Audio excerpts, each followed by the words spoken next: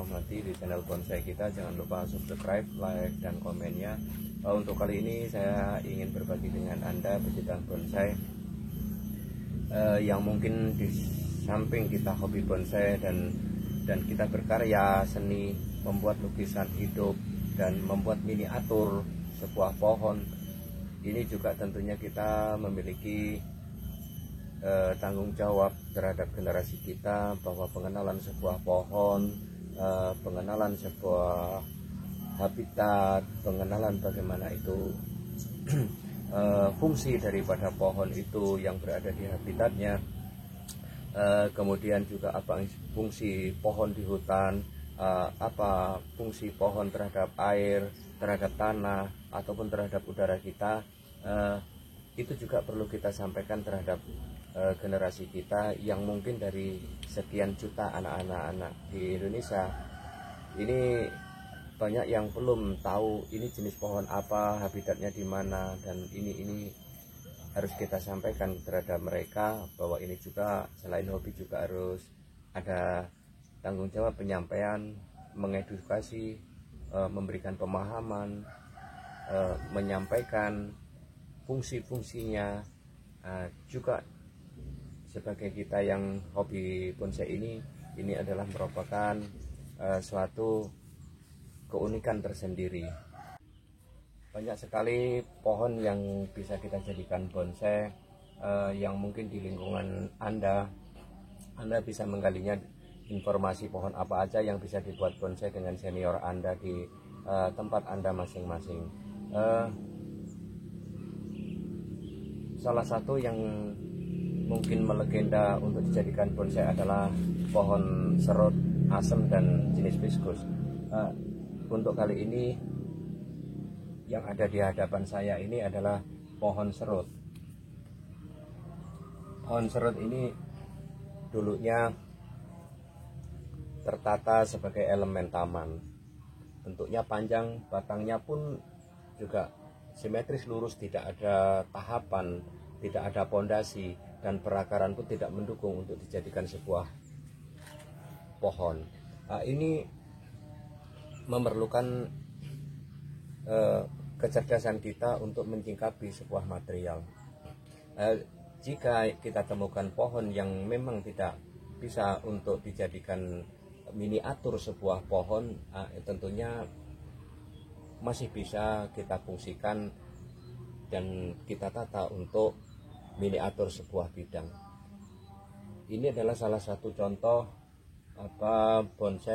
bakalan bonsai bahan serut yang dari pangkal sampai ke ujung ini batangnya tidak memiliki tahapan sama sekali. Kemudian dari susunan percabangannya dulu berada pada posisi kanan dan kiri. Ini untuk mengisi ruangan. Ini sangat sulit sekali untuk dijadikan satu miniatur sebuah pohon. Maka keputusan saya untuk melakukan agar ini bisa jadi sebuah miniatur, saya tanam dengan posisi tidur seperti ini. Jadi ini merupakan salah satu fungsi dari bahan yang mungkin tidak pas untuk kita jadikan miniatur sebuah pohon. Jadi kita fungsikan sebagai miniatur sebuah bidang. Seakan ini merupakan suatu daratan dan ini merupakan suatu daratan dan ini adalah sebuah lorong yang ada di bawahnya. Menyikapi dari bahan-bahan yang kita dapatkan, material yang kita dapatkan yang akan kita asuh, ini harus memerlukan pemahaman dan menentukan sebuah gerak batang itu sendiri.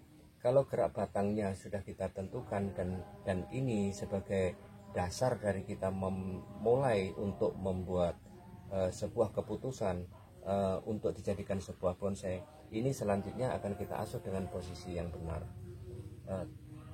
Gerak batang ini adalah merupakan salah satu dasar dari kita membuat bonsai. Kalau kita tidak mengenal gerak dasar, kalau kita tidak paham dengan itu, maka pohon yang akan kita jadikan bonsai ini akan salah kita mengasuhnya.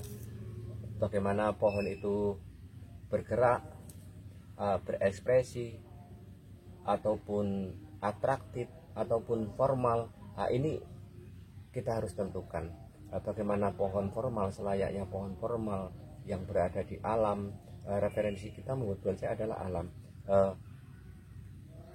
Berdiri tegak dan memiliki perakaran, memiliki pangkal batang yang kokoh, perakaran yang kokoh sebagai pondasi tegaknya batang pohon. Kemudian ke atas juga memiliki ukuran yang pantas, yang proporsi. Kemudian percabangan juga memiliki pondasi. Sebagai pohon natural, mungkin kita juga tahu berdiri secara alami dan berbentuk formal. Ini tentunya kita harus memahami bahwa pohon formal ini memiliki kekuatan pondasi perakaran yang sangat kokoh, karena sifatnya pohon formal itu adalah tidak memiliki hambatan tumbuh ataupun bidang yang menghalangi dia tumbuh. Dia tumbuh di tempat yang sangat luas, ya, tidak punya persaingan hidup ataupun bidang yang menghalangi dia bergerak. Ini tentunya untuk memposisikan bahwa pohon kita itu formal, memberikan keputusan bahwa ini material kita itu formal, dan itu harus memiliki pondasi perakaran yang kuat, percabangan yang kokoh, dan mengisi ruangan-ruangan yang komposisinya terisi dengan baik.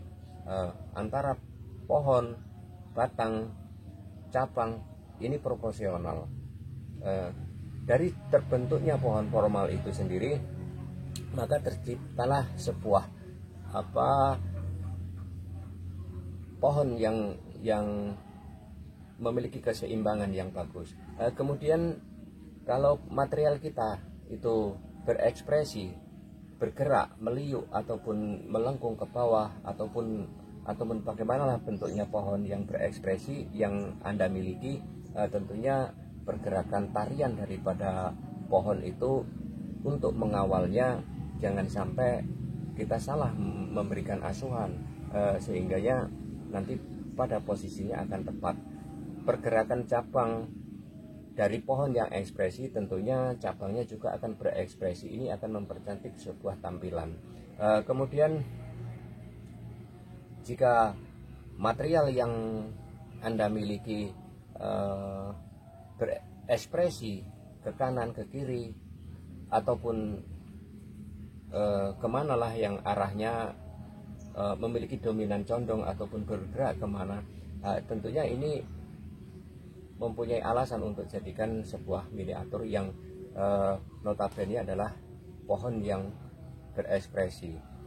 Dari pohon yang berekspresi tentunya untuk penataannya, perkembangannya dengan cabang yang atraktif ataupun yang formal ini tidak sama. Untuk peletaan cabang yang kita kawal, ini harus mengisi, membentuk sebuah komposisi yang pas, takaran yang pas, kemudian memiliki sebuah keseimbangan gerak. Ini akan mempercantik dari tampilan bonsai yang kita kawal. Ini adalah salah satu miniatur sebuah bidang. Pohon juga terkadang kita larikan sebuah pohon miniatur yang berekspresi ataupun yang atraktif ataupun yang formal, ini tidak ketemu. Tapi kita memiliki gambaran sebuah alam dan kita jadikan sebuah miniatur sebuah alam, dan pohon ini bisa kita jadikan sebagai bidang tumbuh. Selanjutnya yang ingin saya sampaikan buat Anda, sahabat saya, pecinta bonsai, mari kita berkarya dengan baik, kita belajar bareng, kita saling sharing, berbagi pengetahuan, berbagi pengalaman. Ini akan menambah suasana persaudaraan ataupun kekeluargaan, ataupun menambah sebuah hubungan yang mungkin selama ini kita tidak kenal, menjadi saudara, menemukan sebuah kebanggaan tersendiri bagi pecinta bonsai. Yang selanjutnya mungkin di bahasan kita yang perlu saya sampaikan adalah bagaimana membuat tahapan, bagaimana membuat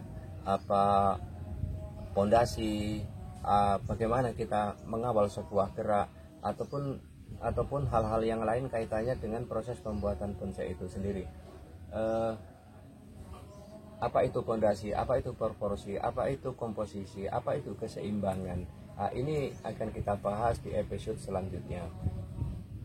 Jangan lupa subscribe, like, dan komen bersama saya Bapak Rohmadi di channel Bonsai kita. Wassalamualaikum warahmatullahi wabarakatuh.